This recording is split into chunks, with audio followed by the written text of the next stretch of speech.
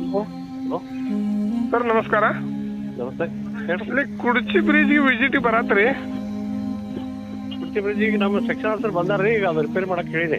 ಅದೇನು ಮ್ಯಾಲೇಜ್ ಇದೆ ಸ್ವಲ್ಪ ಪೇಷಂಟ್ಗಳು ಅದು ಭಾಳ ನಿಂತಾರೆ. ಇಲ್ಲ ಕರೆಕ್ಟ್ ಅದು ಡ್ರೈ ಆಗುತ್ತದಾಗ ದೊಡ್ಡ ಗಾಡಿ ಬಿಡಕ್ಕೆ ಬರಂಗಿಲ್ಲ ರೀ.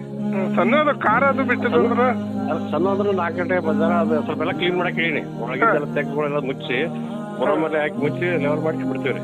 ಸ್ವಲ್ಪ ಹಸಿ ಐತೆಲ್ಲ ಅದೇನು ಹೌದೌದ್ರಿ. ಅದು ಗೊತ್ತಾಗಿಲ್ಲ. ಯಾರು ಬಂದಿಲ್ರಿ, ಸ್ವಲ್ಪ ಹತ್ತು ಕೊಡ್ರಿ.